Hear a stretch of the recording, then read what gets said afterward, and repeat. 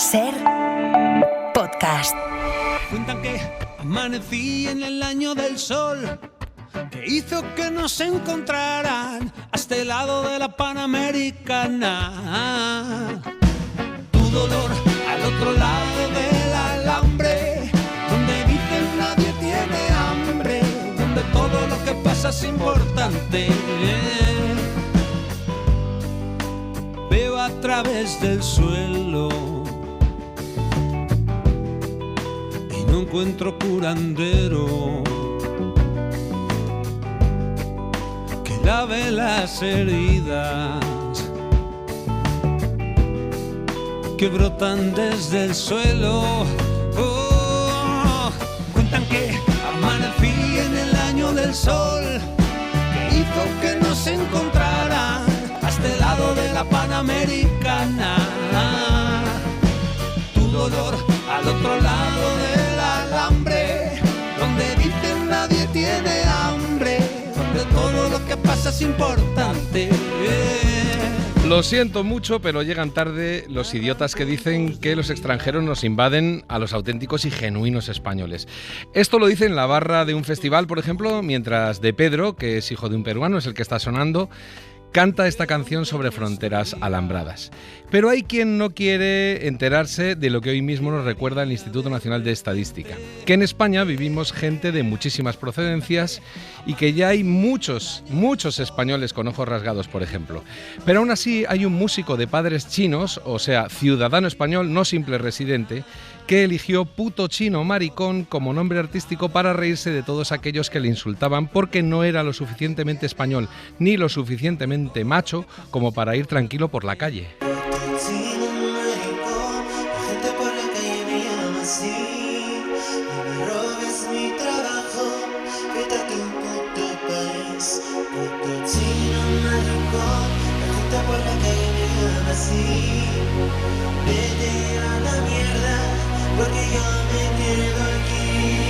Lo gracioso es que todos estos patriotas luego se suben al coche, ponen la radio y van dando palmas con una canción de un uruguayo nacionalizado español al que sí les gusta tener de vecino, quizá porque es blanco, es talentoso y encima es simpático. Se llama Jorge Drexler y a veces escribe, a su manera, rumbas flamencas dedicadas a Cádiz mejor que las que componen muchos gaditanos. Y hoy me lo robaste a mí, caí, creo que caí, creo que caí, rendido ante tus encantos.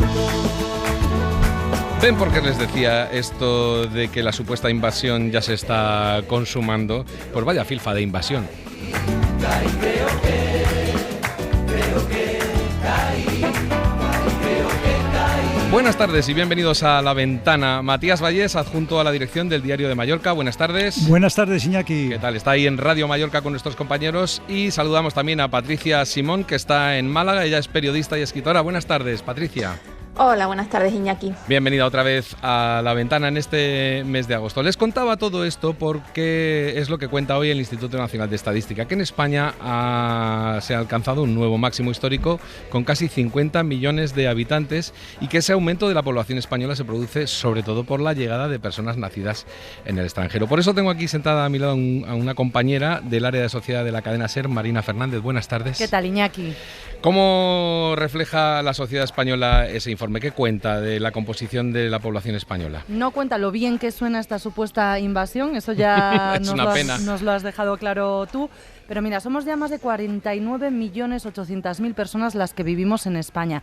Vengo con una retahíla de datos. En cualquier momento me interrumpís, claro, por favor, porque si no, yo empiezo y no paro. No te preocupes, que Matías es el campeón del mundo en lanzarse de cabeza. En la interrupción. Cuanto algo le interesa, le pica demasiado. Venga. Bueno, esto funciona así. Somos 104.000 más personas viviendo en España que a 1 de abril, que en la anterior actualización del INE. En el primer trimestre del año, ahora estamos dando datos del segundo, ¿vale? Pero en el primer trimestre del año no llegamos a sumar 100.000, nos quedamos un poco por debajo. ¿Por qué hago este cálculo? Pues para tratar de predecir cuándo vamos a sobrepasar esa cifra redonda de 50 millones de habitantes. Vale. O crecemos mucho en los 2 trimestres que nos quedan, o va a ser ya en 2027. Pero desde luego esto va a ser, ¿no? Vamos a superar esos 50 millones. Y los que estamos aquí seguro que reconocemos recordamos haber estudiado que España tenía 40 Sí, millones. A mí sí, me pasa a veces que sí. todavía se me viene esa cifra, ¿no? Sí, a la cabeza. sí, Somos sí. 40 millones. No hace tanto de ese hito. Se cumplió el 1 de julio de 1997. ¡Wow! Pero estamos a punto de sumar otros 10 millones. Casi 30 años hace, fíjate, y estamos con noticias atrasadas. No sé si se lo dices porque nos ves muy mayores, Iñaki. Bueno, Hace mayor casi que yo, 30 años, sí, solamente hay alguno por aquí, pero no se dice el pecador. Bueno, ¿qué primeras reflexiones os sugieren estos datos que nos da Marina? Mira, esta cosa que dices de mayores, cuando se hace la escala de los datos que ha dado también Marina por edades, hay más mayores de 60 años que menores de 30 años. Fijaos lo que es esto, ¿eh? O sea, por ejemplo, en el paisaje urbano, en el paisaje ciudadano. A propósito, y sin meterme en camisa de 11 varas, es una buena noticia para el PSOE, que solo tiene su liderazgo de votantes en la edad superior.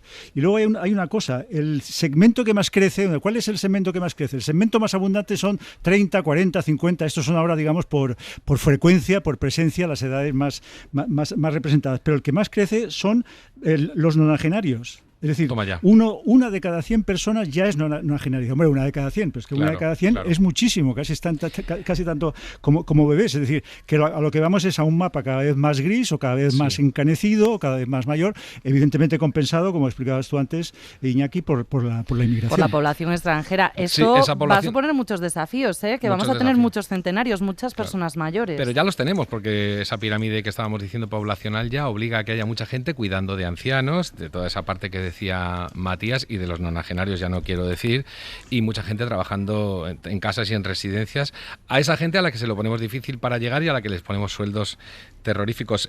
Patricia Simón, que nos escucha desde Málaga, está muy acostumbrada a ver por la calle aquí un jeque, aquí un obrero de la construcción, o sea que allí se debe notar muchísimo los dos tipos de población que hay, no solo por edades sino por economía. Sí, y además desde hace muchos años, pero yo creo que este INE viene cargado de buenas noticias. Una, la que Matías señalaba, que es que vivimos más tiempo, y eso es gracias a la ciencia, al desarrollo y al bienestar. Y otro, el que señalabas tú, Iñaki, que es que tenemos que celebrar, que efectivamente hace ya mucho, pero ahora se consolida, que somos un país diverso, multicultural, donde una de cada 5 personas residentes en España ha nacido en el extranjero. Claro. Y esto, por mucho que les pese a esa derecha ultra o ultraderecha, ya es irreversible. Y eso tenemos, que reconocerlo, que celebrarlo, que dar la bienvenida, que reconocer que el bienestar y el crecimiento y el desarrollo que se ha alcanzado hasta ahora también es mérito de todas estas personas y especialmente de la comunidad más importante de nuestro país, y es que casi 1 millón de esas personas con nacionalidad extranjera o nacida en otro país son marroquíes. Y yo la verdad es que aquí en la Costa del Sol estos días pensaba mucho en ellos y en ellas, en los vecinos y vecinas marroquíes, y en lo poco que estamos pensando en cómo están viviendo también lo que está ocurriendo en Ceuta, ¿no? Porque lo están siguiendo con muchísimo pesar, porque son sus familiares, sus conocidos, su pueblo también, porque llevan mucho tiempo trabajando para enviar sus remesas allí, también para contribuir al bienestar de sus seres queridos, y esas remesas benefician también a esa élite a la que no le importa mandar a su pueblo al mar y que se ahogue, y también esa población marroquí, esos vecinos y vecinas de origen marroquí, son las que están sufriendo una avalancha de racismo, de insultos y de acusaciones absolutamente tremenda estos días, que era... Bueno, pues es que es la manifestación de un racismo que ya estaba ahí, pero que ahora se ha legitimado gracias a los discursos absolutamente abominables que estamos escuchando. Vamos a ponerle datos, perdóname, Matías. Marina le va a poner datos de los que venían en el informe del INE hoy, precisamente de la población extranjera, que es la que ha hecho crecer la población hasta el récord. Es la que hace que se sostenga demográficamente en nuestro país, ¿no? Porque este último trimestre los nacimientos en España han vuelto a caer. ¿Por qué crecemos entonces? Bueno, por ese incremento de personas nacidas en el extranjero. Hay ya 10.291.000 españoles que llegaron al mundo en otro país, pero que ahora tienen la nacionalidad. Como decía Patricia, no, 1 de cada 5 personas que nos cruzamos por la calle son españoles, han nacido fuera, ¿no? Son más que los extranjeros que están en España, que son casi 7,5 millones. Es curioso fijarse en un detalle en este sentido, porque mirad, en el último trimestre hemos sumado 16.000 españoles a la población total. Pero si nos fijamos, en realidad los nacidos en España han bajado. Han bajado en más de 20.000 respecto al trimestre anterior. Lo compensa el hecho de que han subido en 37.000, sé que son muchos números, pero yo creo que se entiende, han subido en 37.000 los españoles que han nacido fuera y que se han nacionalizado. Es que lo que ha bajado es el índice, perdón por la expresión, pero es la técnica, el índice de fecundidad, claro, que es que cada mujer española tiene una media de 1,1 hijos ahora mismo, y sabemos que se necesita 2,1 para lo que se llama el índice de reemplazo, para mantener la población. Y todavía no es la peor tasa no la peor, no hay mejor ni peor, la más baja del planeta, porque por ejemplo en Corea están en 0,6. Y decía muy bien Patricia, 1 de cada 5 en España, pero cuidado, en Alicante, en Baleares, me parece que también seguramente en provincias del sur por donde ella habita, son 1 de cada 3 ha nacido en el extranjero. Y aquí también hay que mirar esta proporción, es decir, ya no es una proporción, ya no es una cuestión, digamos, pues simplemente pues representativa o periódica, ya es una incidencia brutal. En la isla de Ibiza ahora mismo, solo 2 de cada 5 habitantes han nacido en la isla. Repito, 3 no han nacido en la isla. Entonces, claro, todos los conceptos, no podemos pretender decir, no, bueno, esto no afecta a la pertenencia, a la identidad, a la sensación. Bueno, hombre, algo se afectará. Y a lo que vamos es, por ejemplo, a países como Dubái, uno de los países más ricos del mundo, para que nadie se queje. En Dubái hay 4 millones de habitantes, pero los realmente dubaitíes, los que tienen la nacionalidad, son unas decenas de miles de personas. Es decir, son países totalmente monopolizados prácticamente por los extranjeros. Pero esos son muy guapos y también muy particulares, ¿no? Claro, es que es una realidad la de Dubái muy distinta a la de España, que igual que se hacía esa comparativa, ¿no?, de los 40 millones que todavía nos rondan la cabeza al pensar en la población española y estamos ya rozando los 50, quería comentar el tema de los nacimientos, porque es que es impactante, ¿no? En 2014 nacieron en España 427.595 bebés, ¿vale? 427.000 bebés. En 2025, el año pasado, o sea, una década después, 321.000. Son 100 y pico mil menos en una década, un descenso enorme del 25%. Sí. Es que se puede calcular perfectamente, si no fuera por el influjo de los extranjeros, por el peso en el censo de los extranjeros, en 2 generaciones España pasaría, pues que si queréis, de 50 a 25 y a 12, pues tendría 10 millones de habitantes, casi lo que es ahora una comunidad como Madrid o como Cataluña. Patricia.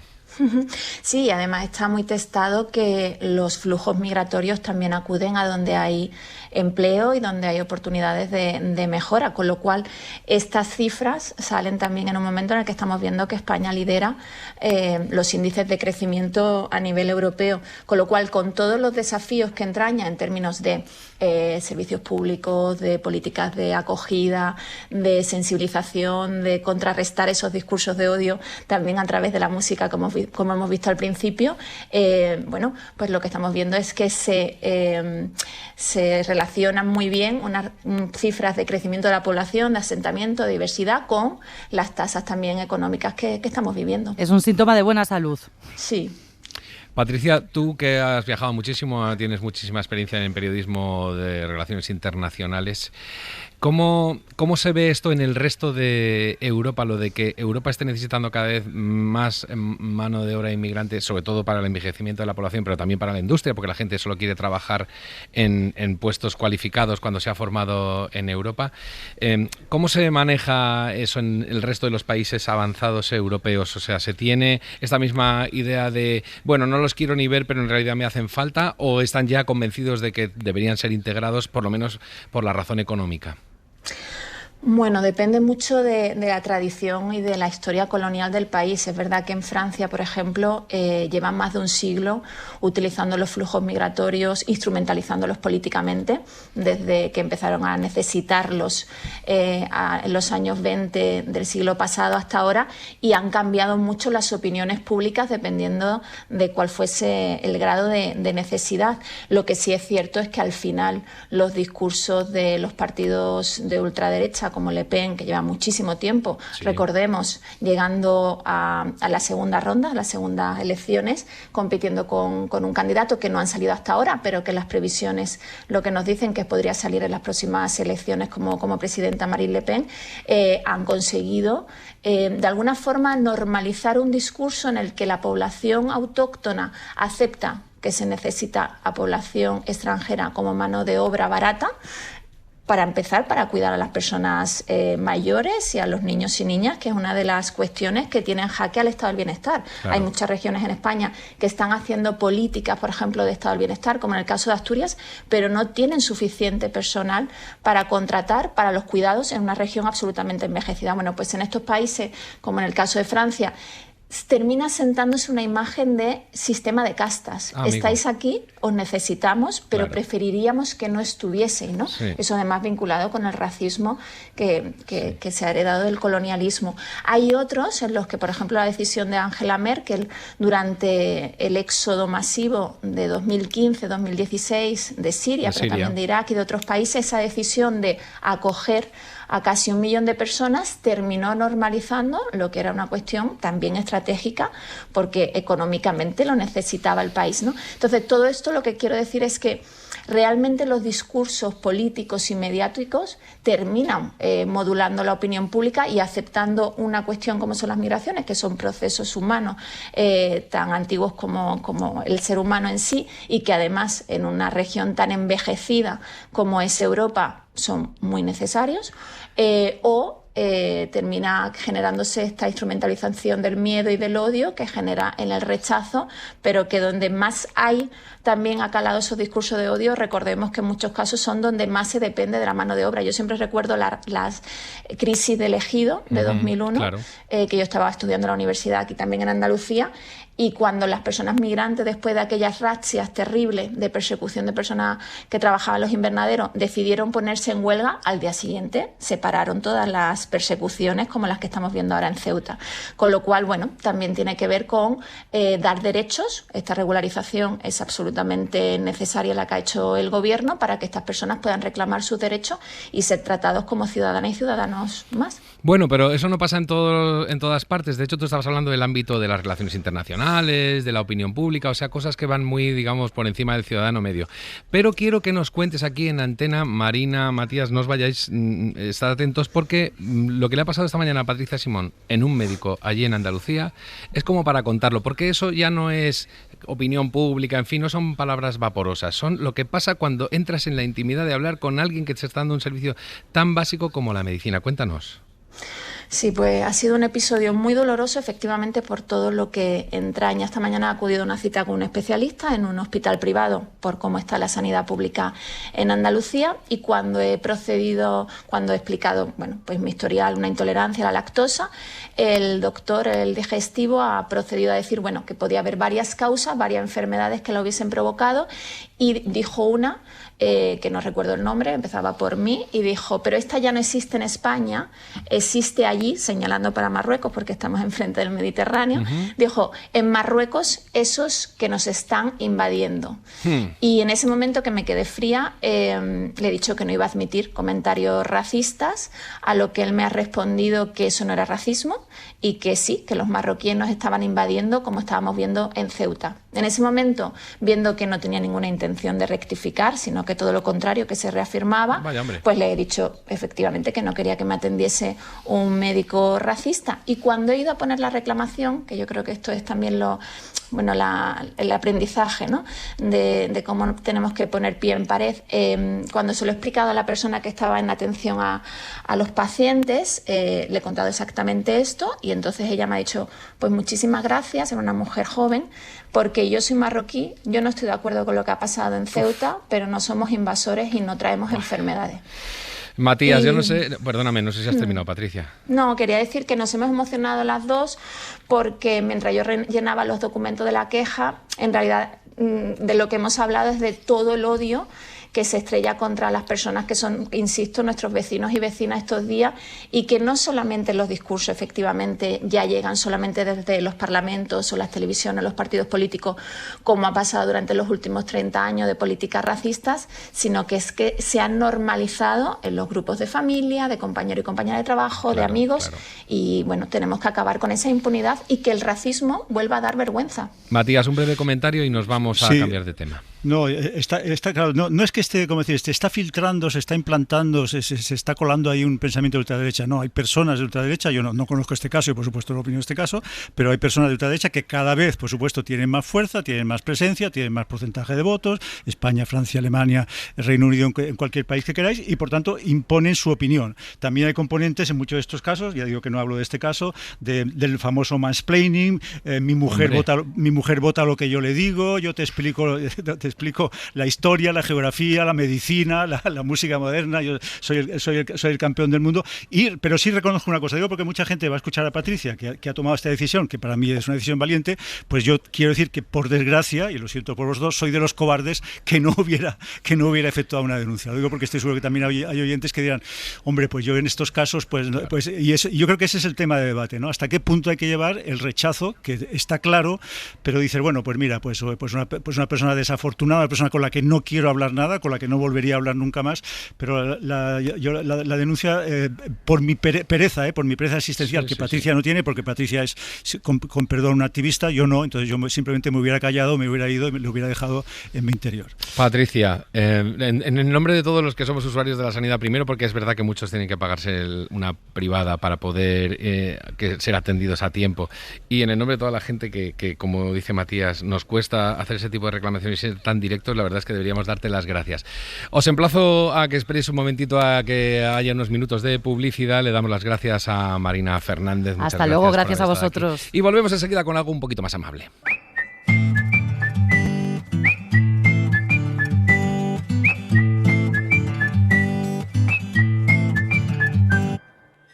No porque sea la ordenada hablar gente pretende de forma tanto. Si gusta a mí la que suerte de cosas las todas decídame. El ocio la tiene culpa, yo estar disparates de aquí inventando. Seguro pero estoy súper que de punto algún yo descubriré. Tú que yo, íbame a canción otra escuchar. Hay aquí, bueno no, nada juego más que ya. Ahora van a entender por qué les pongo esta canción de un mexicano muy chisposo que se llama El David Aguilar, así se hace llamar, y que se llama Desordenada Canción La. Toda la letra, como están oyendo, está en español, la podríamos entender perfectamente si no fuera porque está completamente desordenada. Y la cosa es porque Televisión Española estrena esta noche un nuevo programa que se llama Ordena tu vida. Este programa tiene como objetivo ordenar las casas de seis casas de familias españolas donde se acumulan un montón de objetos. ¿Saben ustedes cuántos objetos tienen en casa? Se ha calculado, han calculado en este programa 60.000 objetos. O sea, ¿ustedes creen que pueden tener eso ordenado? Hay quien sí y hay quien no. Con la ayuda de Matías Vallés, que seguirá por ahí. Matías. Hola, buenas tardes. Y de Patricia Simón, que sigue también por allí, ¿verdad? Hola, sí. Vamos a saludar a Inés Hernán, que va a ser su presentadora, que es además humorista y colaboradora de esta casa. Buenas tardes, Inés. Hola, ¿qué tal, Iñaki? ¿Cómo estás? Muy buenas tardes a todos. Estamos muy felices de saludarte y de que vengas a ordenarnos un poco la vida. Yo creo que este programa está hecho para mí, en lo personal y en lo material. Ordena tu vida de una vez, podía haber tratado también de ser el título. No sé si he explicado bien el programa. Lo has explicado fenomenal. Bueno, básicamente es un programa en el que lo que pretendemos es dar solución de orden, también de limpieza y de bricolaje y de reutilización de pues algunos muebles y algunos espacios que caen en el abandono por cosas habituales de la vida misma y de la vida cotidiana. O sea, al final pues todos atravesamos un divorcio, un desempleo, un nacimiento, una pérdida, y hay momentos en los que evidentemente pues el hogar se resiente, porque aunque mucha gente diga mi casa es mi templo, bueno, cuando sin querer se empiezan a acumular pues recuerdos, cosas, y es inevitable en muchas ocasiones que no le demos el espacio a lo mejor que merecen. Entonces la particularidad que tiene es que esas familias se van a tener que deshacer del 50% pues de las estancias donde intervenimos. Claro, entonces hacemos pues es básicamente un ejercicio de desapego y bueno, pues evidentemente de repaso de recuerdos que extendemos en una nave industrial que contratamos en Vallecas, básicamente para extender tematizadamente todos los artículos y por colores, o sea que queda muy aesthetic, que es un término que se dice ahora en la actualidad. O sea, sí, lo que antes llamaba quedar bonito o estético, ahora se llama aesthetic. Sí. Exacto. Y bueno, básicamente pues ayudamos a esas familias a deshacerse de algunos de esos elementos y de algunos recuerdos que bueno, pues que ya evidentemente les ocupan mucho sitio y que lamentablemente, y una realidad que también atraviesa las familias españolas, es que se están incorporando, se están atrasando pues esas emancipaciones, se están incorporando algunos familiares a las casas y evidentemente pues el espacio es requerido. Oye, ¿cómo habéis seleccionado las 6 casas que vais a ordenar durante la emisión de este programa? Pues la verdad es que tengo que decir que han hecho un trabajo fantástico mis compañeros, porque no estoy yo sola, aunque hablo un poco en nombre del equipo y siempre me da como mucho apuro esta responsabilidad, pero... Sí. No te preocupes, yo la ventana lo hago solo, eso lo hago yo todo, los guiones, las entrevistas, eso es tu programa, que es raro, el mío, todo el mérito es mío. Pues fíjate, al final lo que hemos hecho ha sido pues una selección bastante variada, o sea, tenemos familias, desde una familia, como llaman ellos, ensamblada, o sea, que traen hijos de otros matrimonios anteriores, hasta un padre divorciado que vive con sus hijas, hasta bueno, pues una familia numerosa que vive también con los abuelos.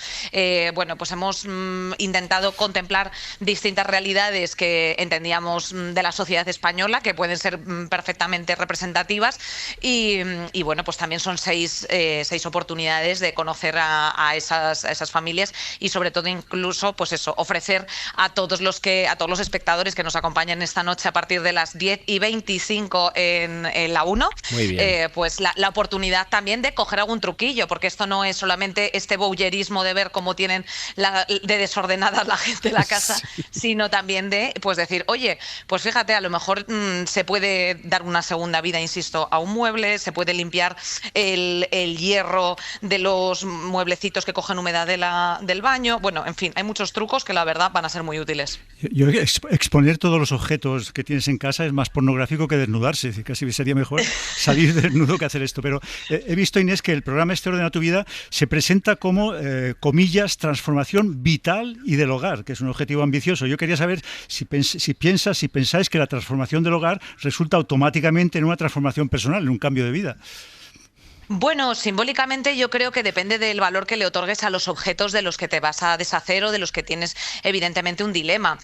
A ver, depende mucho generacionalmente. Yo en mi observancia de estos programas lo que he visto es que hay desde luego hay un claro matiz generacional, que por ejemplo pues las personas pues más, por así decir, senior acumulan más artes decorativas pues de las abuelas, ¿no? Pues pues este caminito de mesa, este jarroncito, esta figura, ¿no? Y por ejemplo las gentes más jóvenes pues acumulan más fast fashion, ¿no? Más ropa así, porque es al final una búsqueda también de lo identitario. Entonces lo que sí que hemos encontrado, por ejemplo, es muchísima afición. Fíjate, Iñaki, tú que eres un gran melómano, pues hemos encontrado que muchísima gente tiene una segunda afición. Te estoy hablando de un guardia civil que le encanta hacer impresiones en 3D, le encanta tocar la guitarra, o sea, en todos, o sea, como que hay una vía de escape, ¿no? De los trabajos así que son como más metódicos o más,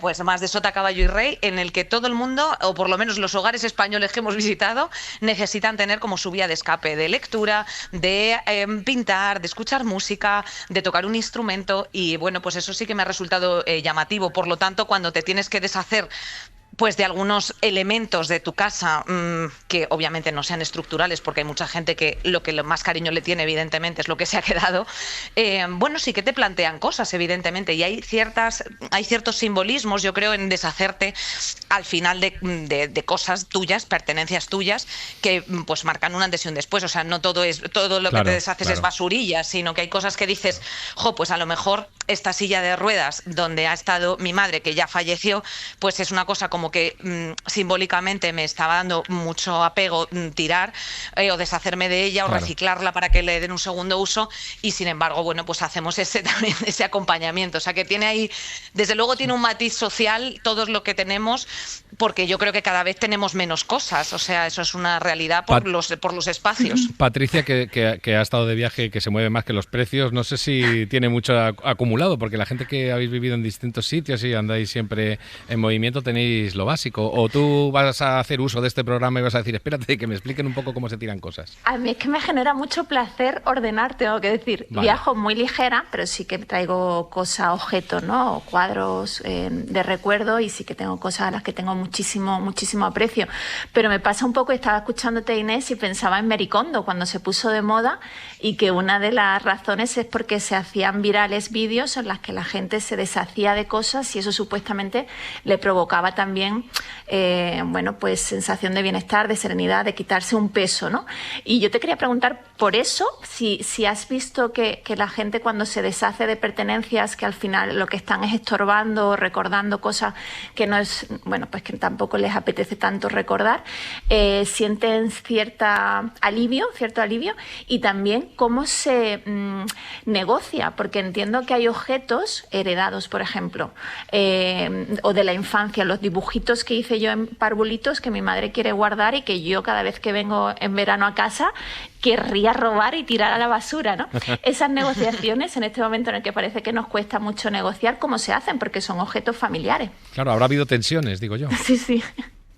Pues es muy interesante la pregunta que haces, Patricia, porque efectivamente lo primero es que hay una exposición de esa intimidad que comentabais antes, que es absoluta. O sea, que también han sido muy generosas las familias por exponer todo eso tan personal.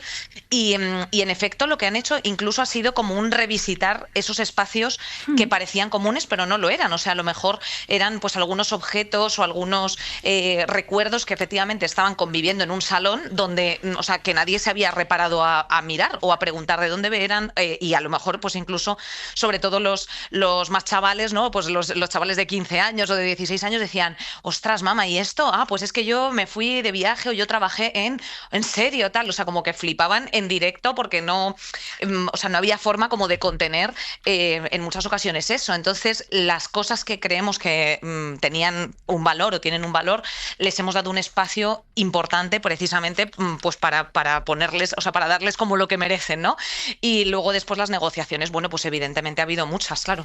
Pero ahí ha intervenido mi compañera Pilar, que es la ordenadora profesional, que efectivamente hay un trabajo y hay, de hecho, pues un gran grupo de ordenadores y ordenadoras profesionales en nuestro país, que bueno, básicamente pues es cuando ya se te ha amontonado todo, ya llamas y directamente pues solicitas ese servicio. Entonces, pues te van haciendo preguntas y son personas que también tienen una sensibilidad y que saben entender un poco cuáles son las necesidades o si hay incluso pues alguna patología, que en nuestro caso pues no las ha habido, pero bueno, hay gente que evidentemente tiene un problema pues de acumulación o algún problema de apego o alguna cosa y hay que tratarlo con la delicadeza que merece. Pues si pensaban ustedes ponerse a ordenar esta noche a las 10:25, pues ya tienen un pretexto para no ordenar y ponerse a ver el nuevo programa de Inés Hernán en la 1 de Televisión Española, que es esa hora, a las 22:25, cuando empieza Ordena tu vida. Inés Hernán, mucha suerte con este programa y muchísimas gracias por haber estado en La Ventana. Muchísimas gracias a vosotros, que tengáis feliz verano. Gracias a todos. Y ya está aquí sentada Albanta San Román.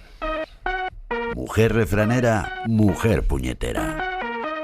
Con Albanta San Román. Que existe y persiste y que vive muy cerca de casa. Ese hombre compraba candados, los cerraba y luego los regalaba y decía cosas. Buenas tardes, Albanta, ¿cómo estás? Estoy muy bien, Iñaki, estoy feliz de estar aquí contigo. ¿Tú cómo estás? Yo estoy muy contento de verte por aquí porque hemos estado con Marta del Vado pasándolo muy bien a día fijo y ahora hemos decidido jugar al despiste contigo, y entonces estas 4 semanas de agosto Albanta vendrá cuando le dé la gana porque ella es la que manda en este programa, pero nos va a encantar tenerte aquí a las 4, que vamos a hacer el mismo formato de siempre. O sea, ella siempre nos trae refranes, por eso lo de mujer refranera, mujer puñetera, que es lo que decía tu abuela, ¿no? Exactamente. Entonces nos trae refranes y ahí va tirando del hilo de cuál es la implicación sociológica, etológica de todos los tipos que traen cada uno de los refranes. Hoy va la cosa de voz cantante. Hoy voy a traer la voz cantante. ¿Sabes de dónde viene esta expresión, Iñaki? No tengo ni idea, la verdad. Pues mira que yo soy cantante, ¿eh? Hay mucha gente que piensa y la confunde con el llevar la batuta, que ahí sí que viene del director del coro, ¿no? Que es el que manda, el que ordena a los músicos. Pero llevar la voz cantante viene mucho anterior. Es de los coros medievales. El canto gregoriano lo iniciaba una sola persona y luego los demás se iban uniendo. él era la voz cantante. Al final era quien llevaba el ritmo, quien dirigía, y esto salió de la iglesia poco a poco para entrar en nuestras vidas y ser una expresión que se utiliza para pues quien al final toma las decisiones, quien es un poco el mandamás, ¿no? Quien lleva la voz cantante, como haces tú en este programa, Iñaki. Exactamente, me está tocando en agosto llevar la voz cantante. No me dejan cantar, eso sí, que es lo que más me gusta. Hoy si quieres podemos cantar, ¿eh? Nunca me habían llamado corista, porque ahora me siento corista. Es verdad, el otro día te lo llamé yo, te dije que tenemos aquí unos coristas fantásticos como siempre ocurre en La Ventana a la hora del café, a todas las horas. El refrán de hoy es también uno que aparece en una canción del último de la fila. Exacto, que es el que canta, su mal espanta. ¿Lo creéis así vosotros? A ver, venga. Sí, yo personalmente, un efecto, por cierto, el que canta su mal espanta, el último de la fila tiene uno de los versos más extraordinarios, que es: me dejaste como merluza sin espinas, que esto sí queda para ¿Cómo se la sabe el tío? Para filosofar. No. Y entonces, sí, una reactivación total.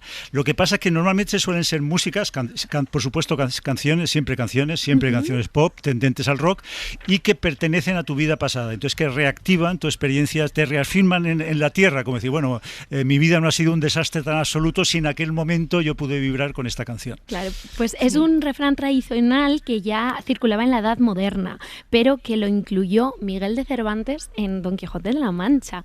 En el Quijote ya aparece este refrán en el capítulo 22 de la primera parte, cuando Don Quijote se encuentra con un galeote y le pregunta si también mandan a galeras a músicos y cantores, que él había escuchado eso de quien canta sus males espantan, una fórmula que convierte el canto en un refugio contra la pena, contra la preocupación, contra el dolor, y la respuesta del galeote le da la vuelta por completo, replicando que allí ocurre al revés, porque quien canta una vez llora toda la vida. Ostras, esto no lo sabía yo, qué curioso, es buenísimo. Don Quijote, por cierto, se parece a tu abuela, Albanta, porque él recrimina a Sancho que está todo el tiempo diciendo refranes. Ya estoy harto, deja de ensartar un refrán detrás de otro. A cada cosa que nos sucede, tú le metes 10 o 20 refranes. Y también era muy mujer puñetera, entonces yo creo que definitivamente se parecía. Pero esto además tiene su cosa de neurociencia, ¿no? Exactamente, no sé si Cervantes sabía de neurotransmisores, pero tenía mucha razón, porque cantar reduce el estrés, favorece la liberación de endorfina y dopamina, disminuye el cortisol, e incluso cuando cantamos en grupo, de alguna manera, pues la respiración se sincroniza, hay algo de que ese sentimiento de comunidad y de grupo hace que estemos más tranquilos, entonces definitivamente el que canta su mal espanta. ¿Tú qué tal cantas, Iñaki? Yo no canto mal, esa es la verdad. De hecho, Francino me hace cantar aquí cada vez que viene un invitado musical, me pone a cantar y tengo un grupo y todo, o sea que no se me da mal. Pero lo que sí quería preguntarte es otra cosa, que es que ahora que lo dices, el verano siempre ha tenido algo de eso, de cantar. Da igual que estuvieras en el coche, yo que sé, en la playa, en la fiesta del pueblo, claro, se canta muchísimo, lo que esté tocando la orquesta.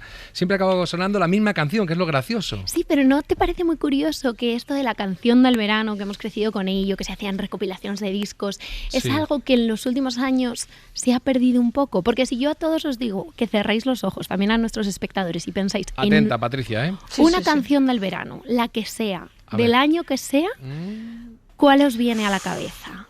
Yo creo que la canción del verano que nos viene a la cabeza es la del verano que recordamos como el verano de nuestras vidas, ¿no? O en mi caso para mí es el verano del paso de la adolescencia a la mayoría de edad, que fue el verano del disco de Estopa. Entonces para mí Estopa, su primer disco, es mi verano y todas las canciones. Suena Tu Calorro y suena Vino Tinto.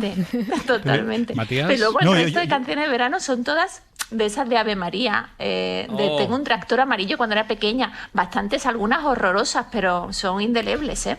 No, pero hay las clásicas de la canción del verano, que son las que crean el género y son las importantes. Yo creo que ha de ser frívola, trivial, insignificante, olvidadiza. Entonces, el tractor amarillo, por eso decía. Exactamente, sí. Por ejemplo, yo creo que la primera se considera que es la María Isabel famosa de los Payos. Bueno, pues esta es la Eva María de Fórmula Quinta y sobre todo el Rayo de Sol de los Diablos. Para mí estos son el Rayo de Sol, efectivamente.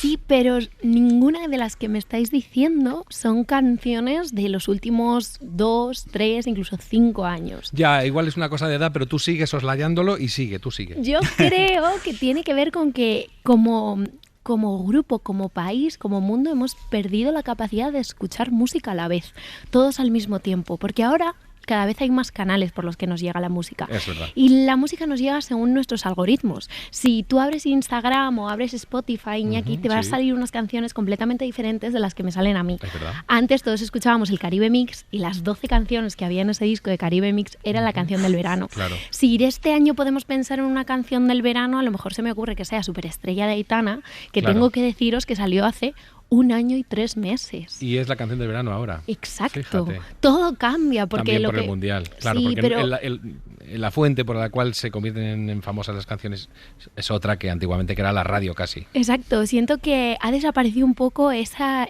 capacidad de escuchar todos lo mismo a la vez. Por una parte es muy bonito porque ha democratizado la música y pues jóvenes artistas tienen más posibilidad de ser escuchados sin ser al final respaldados por grandes discográficas, pero por otra parte a mí me encantaba eso de que en la adolescencia todos y todas nos sabíamos las mismas canciones y sonaba Soldadito Marinero y desde mi abuela hasta mi prima pequeña sabía la canción de Pe a Pa. Y son las que seguimos coreando cuando cogemos y viajamos con amigos, cuando estamos con los hermanos en la sobremesa. Son esas.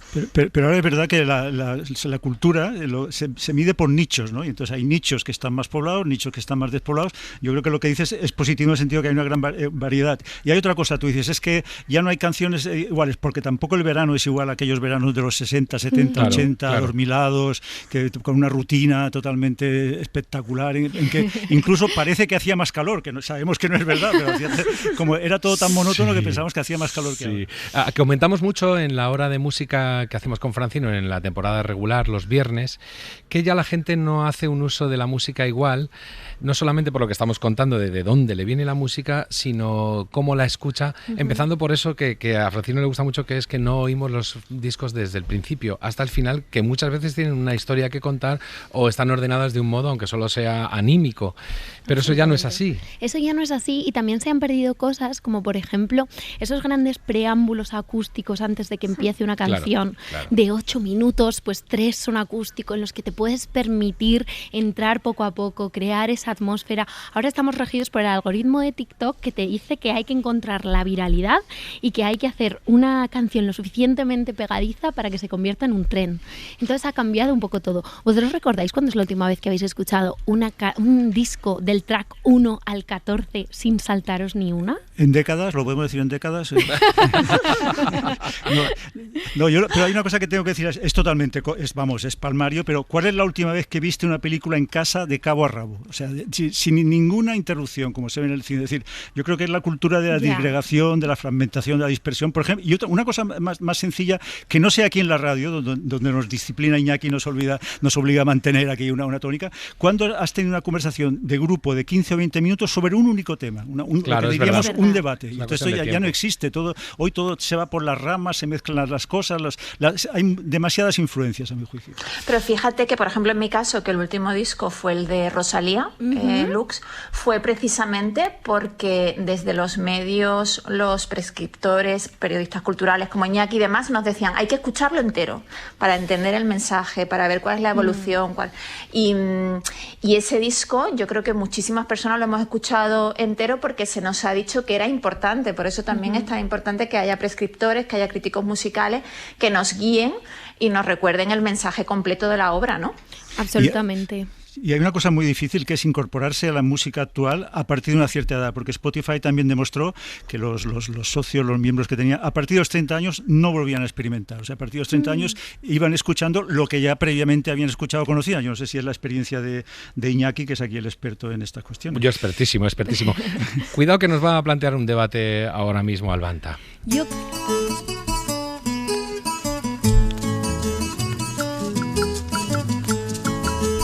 Venga, Albanta, vamos a jugar con esto que decías tú antes, con el refrán del que hemos partido esta conversación tan interesante. Quien canta su mal espanta, venga. Pues si quien canta su mal espanta, yo quiero preguntaros lo primero de todo, ¿qué efectos sentís que tiene la música en vuestro cerebro?